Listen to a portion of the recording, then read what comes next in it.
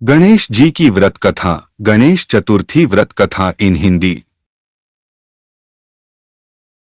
पौराणिक कथाओं के अनुसार एक बार भगवान शंकर और माता पार्वती नर्मदा नदी के तट पर बैठे हुए थे।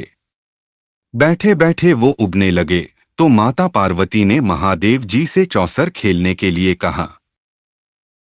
महादेव माता पार्वती की बात सुनकर चौसर यानी चौपड़ खेलने के लिए तैयार हो गए। अब उनके सामने एक परेशानी थी कि उनके खेल में हार जीत का फैसला करने वाला कोई तीसरा शख्स नहीं था। इसका हल निकालने के लिए शंकर महादेव ने आसपास से घास के कुछ तिनके इकट्ठे किए और उससे एक पुतला बना दिया। फिर उसमें जान डालकर उससे कहा, हे पुत्र, मैं पार्वती के साथ चौपड़ खेलूंगा और तुम हम दोनों के खेल के साक्षी बनोगे। खेल के अंत में कौन विजयी होता है, तुम्हें इसका निर्णय करना होगा। उस पुतले से इतना कहने के बाद महादेव और माता पार्वती ने चौपड़ का खेल खेलना शुरू कर दिया। दोनों ने बारी बारी से 3 बार चौपड़ का खेल खेला और संयोग से तीनों ही बार माता पार्वती की जीत हुई।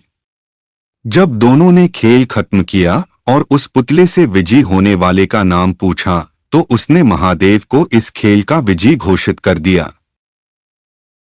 इससे माता पार्वती को गुस्सा आ गया और उन्होंने उस पुतले को लंगड़ा होने और कीचड़ में पड़े रहने का श्राप दे दिया।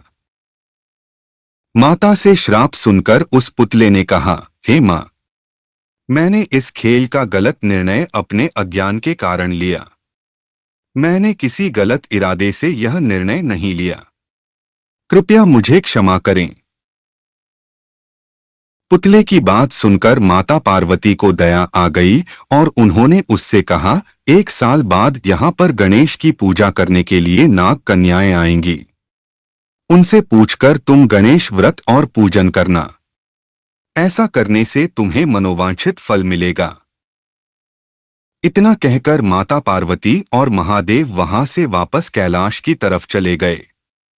1 साल बाद उसी स्थान पर नाग कन्याएं आईं। जब उन्होंने गणेश व्रत के पूजन की विधि शुरू की तो उस श्रापित पुतले ने उनसे इस पूजन की विधि बताने की प्रार्थना की। नाग कन्याओं ने विस्तार से उस पुतले को गणेश पूजन की विधि बताई।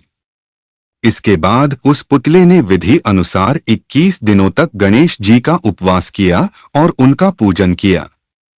इस पूजन से गणेश जी काफी प्रसन्न हुए और उन्होंने उस पुतले को मनोवांछित वर मांगने के लिए कहा।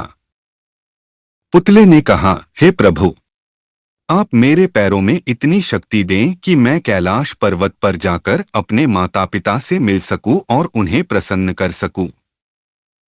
गणेश जी ने तथास्तु बोला और वहां से वे चले गए। इसके बाद पुतला रूपी वह बालक चलते हुए कैलाश पर्वत तक पहुंचा और वहां पर वह भगवान शिव से मिला। महादेव से उसने सारी बात बताई। बालक की बात सुनकर महादेव ने भी 21 दिनों तक गणेश व्रत करने की इच्छा जाहिर की।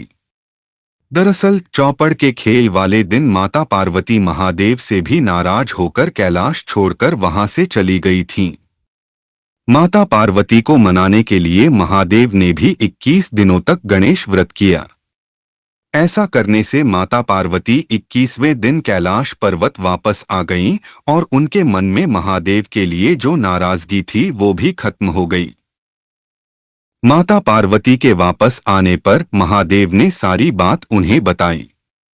यह सुनकर माता पार्वती के मन में भी अपने बड़े पुत्र कार्तिकेय से मिलने की इच्छा उत्पन्न हुई। उन्होंने 21 दिनों तक गणेश व्रत करने का निर्णय लिया। उस पुतले रूपी बालक द्वारा बताई गई विधि के अनुसार माता पार्वती ने 21 दिनों तक गणेश जी का उपवास किया और विधि से पूजा अर्चना भी की।